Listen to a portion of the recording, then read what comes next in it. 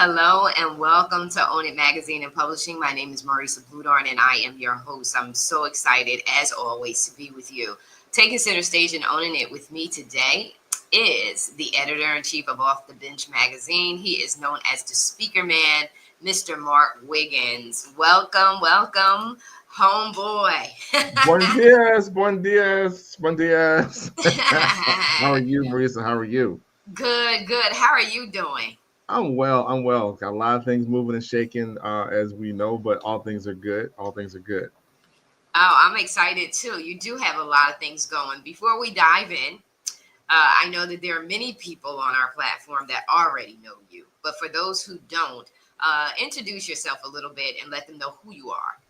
Oh, okay. Well, my name is Mark Wiggins, also known as the Speaker Man, speaker, author, coach, trainer, speaker trainer. I've been in the game probably well over 30 years as a speaker, doing all kind of speaking all over the country. International speaker, international author, best-selling author, several books, collab. I don't like talking about all those things, but I do like helping people to get their message out. One of the things I believe in standing on is people getting off of their bench, which is my mantra, has been since I started, getting you off the bench and into the starting lineup of life, whatever that may be for you. We look at ways to motivate people to get there. One of the things that we find is that our mindset is our biggest challenge, right? It's us, it's a you versus you battle. And so when I'm speaking or I'm training, what I'm really moving people to do is to win that battle first, and then you can go on and do other things. So again, I do a lot of coaching and do a lot of things with students and business and entrepreneurs. Having owned a business, I own a cookie store. That's why they call me the Cookie Man before they call me Speaker Man, right? So I had to stick with that. And before that, I had a whole another line name, but that's another story. But in that space of having the business, and when I was there for the Unleash One, I'm sorry, Unleash Two, I didn't make one, Unleash Two, I talked about that journey of how losing everything and going back to get that knowledge to really rebuild and move forward was important, and how I avoided it for such a long time. But then embracing that journey allowed me freedom to talk to other people about going back into their journeys and putting their message together. So that's kind of what I do. Definitely motivator, speakers, what I love to do, helping people succeed. So that's me in a nutshell in a minute and a half. Yeah, and what a powerhouse you are. I know we don't like to talk about the things that we do, but it actually helps people to understand how they can work with us. And that's so vitally important for people to know how to get off the bench, right? How do I get off the bench? And if you have those answers, they only know us when we talk about what we do. And you've done some amazing things. You are now doing a volume two of King Conversations. Yes, yes, One yes, of the yes. things that you decided to, do last year, we did it, and now you're ready to do a volume two. Talk to the people. Start where you want to start in regards to where did this come from? This King Conversations topic. Um, King Conversation, King Conversation started with my son. Long story short, these conversations have always been going on. They weren't just, oh, something we started. And actually, I think it back a little further. My dad was having King conversations with me. I've written about it in books, talking about building decks in Cleveland, Ohio, and how that was more than just building a deck. He was teaching life lessons, like taking your time, measure twice, you cut once, basic. You think, oh, this is hokey. No, no, no. These are fundamental truths in life. And so as my son got older, our conversations changed and got a little more in depth, more in depth. And so right at pandemic, God would have it such that he had to spend time with me. Or I like to say I spent a little bit of time with myself, because that's exactly who I was dealing with. And we would talking to him, he was about to enter college and make these next steps. And so we began to have conversations, and intentional conversations. He would like, hey dad, let's get something to eat. That is the buzzword for I want to talk.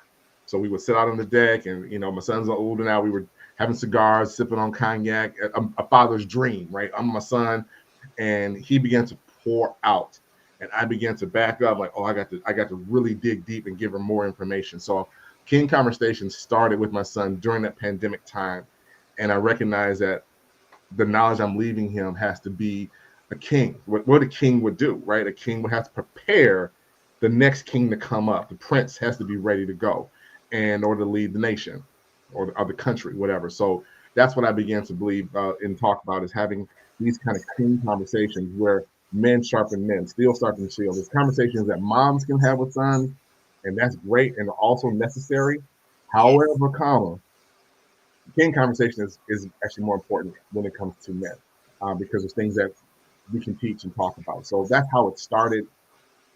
I contacted you about the idea, and you first ran it, and I'm trying to keep up with you. And we got the book turned, and the shock was how many men came out for the book. How many men said that this would be a great thing to do? We had, what, 31, 32 men from all across the country dropping in a chapter of wisdom and to make this book.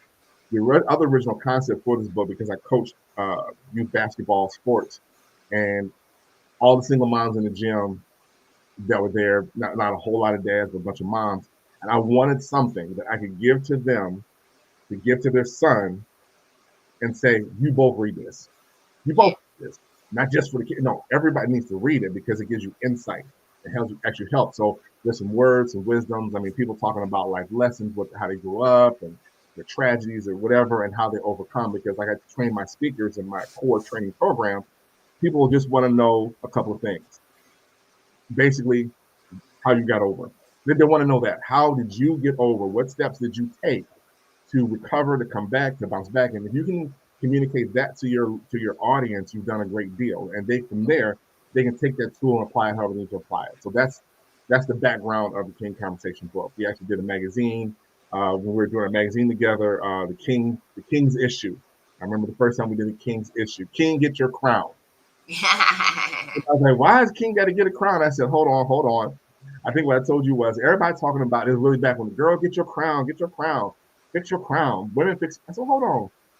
I love that era of the king and the queen. There's two people that had crowns. Two, the king and the queen, and we only talked about the king. Well, where the king crown? Where his crown? And so my Yes. main point was, let's go back first and go find your crown. Where did you lay it down? Where did you leave it? How'd you lose it? You Mm-hmm. advocated position, you've advocated power, you over delegated, you stepped away. I need you to go back and get that crown, bring it back, let's fix it up, and then we'll put it on. Yes. King. So that's the again background of how King Conversation started. Yeah, and there's a whole ceremony to crowning. So to say why not, it's the importance of being crowned, and all that represents. That's what happens in the ceremony, the seriousness Yep. of the responsibility of the crown, Mm-hmm. right? That it's not about us. It is about us, but ultimately the ripple effect is not about us. How we show up is the blessing, because we get to be blessed by how we show up effectively, right? Exactly. And then Exactly. everyone else gets blessed. And you already know my heartbeat without going deep into it. It's a priority to me for Mm-hmm. our men, our kings, to get healthy, not just about them serving us, but when they're healthy, they show up healthy. And Right. when they show up healthy, they hit all of us. It impacts all of us. And so Exactly. this to me is always going to be a top priority, Yeah. um, because as the head goes, so does the body, and the men are the head. Mm-hmm. Well, that's just the order of things, whether you like it or not. It's just the Right. order of things. It doesn't mean that one is better than the other. It just means that there is a hierarchy of order, and that hierarchy is our men. And when you guys are happy and flourishing, we are all happy and flourishing. And so, um, we are going to be quick about this. So I want you to share about your closing remarks in regards to, you have, it's not only that this is a call for authors, that you're looking for authors, men, to participate in the all men's anthology, because this is an all men's project. And then also too, it's an international retreat. So we know, talk a little bit as you close us out, what happened in Own It X 2024, and talk to them about what happened there. Like, what happened when the Kings came together and began to talk in person. Girl, listen, that was unexpected result of what happened to when men get together. We were just finished our speeches and we moved over to the segment for the King Conversation, the very first live recorded King Conversation with about 4 or 5 authors that were on the island.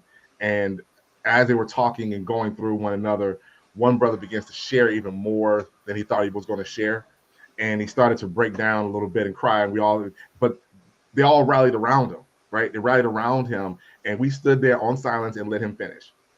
It Yes. wasn't no, oh, are you good? No. It was actually pretty much silence while this brother was dealing with the emotion of whatever he was Right. remembering to try to communicate. After that situation, everybody was just, oh my God, oh my God. We're sitting around on the water, we're smoking cigars, we're having talks on the ocean, and the women are coming around like, y'all can go over and listen, but you can't be right here because we about to really go at it. Right. Even Brother Shelby and I was up on deck and his smoked cigars. He was like, man, this project, man, how you get involved? And he's talking and he's going through it. Then I'm sharing, right? And it's not, oh, like I got all the answers. I'm looking for answers too, like everybody else.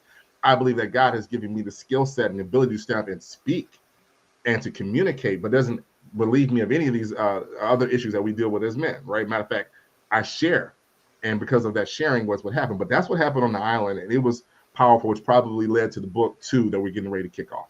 Wow, wow. Yeah, and in person is such a difference, right? Like you can connect on a deep level. We've learned that through the pandemic. We had to do that.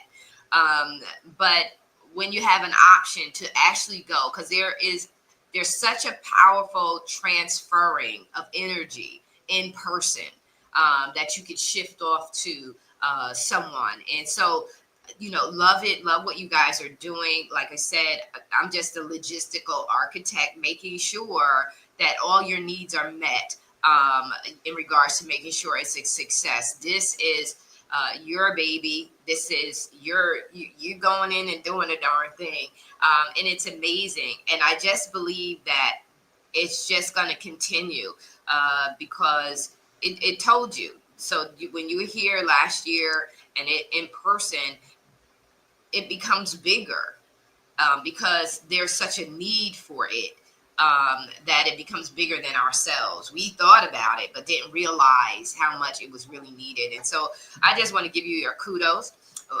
Like Mark said, you can reach out to Mark, you can reach out to me if you're interested in participating as a contributing writer or attending. You may not want to write in the book, but you may want to be a part of the group. I could tell you this from the behavioral analyst side of me is that you want to participate in the book because it makes the in-person experience so much more resonating, right? Mhm. In total, you don't want to show up here and not be a part of the book and then wish you would have been a part of the book. You'd rather be a part of the book and then you're a part of the whole total experience. Mhm. But if you don't, you can always participate. You can always come. You can always be a part of it. And you can just reach out to Mark or myself. I'll drop in the thread here the links for the information, the We Travel link for the information so that you can look at it and everything is there. And also, too, just drop if you're looking at Mark or myself, just drop your email to us in Messenger, Instagram, whatever. Because if you Google any of our names, Mark or myself, we will come up in regards to how you can connect with us. So we're no big secret. We're definitely out there, and there are definitely different avenues of social media platforms that you can reach out to us, or you can just drop your email address in the thread. Mhm. We will see it. We will monitor these videos, and they'll be coming on regularly. So just connect with us and get involved. Get involved. These king conversations are so important, and men are always looking for. I remember when I started coaching myself, and I got a coach to coach me on coaching, and she said, "Oh no, you gotta hone in on your niche. You gotta pick men or you gotta pick women." And when I said I was going to pick the women, the men had a fit. They're like, "No, Marisa, because who's inspiring us? Who is speaking to us?" And here you now have a gentleman who is ready to allow you that space that's needed only among men. That has to be among men, and in that safe space to be authentically, unapologetically, and fully unleashed environment and atmosphere for you to do that, because you have so much greater, and God wants to do so much more with you and your life and the life of your children. This is when you're talking about kingship, you're talking about legacy. You're Yep. talking about life changing legacy that remains even after your passing.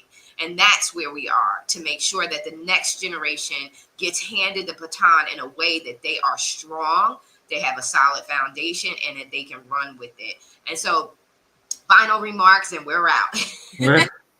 Yeah, if I remember, I mean, everything you said was 100% true, Marisa.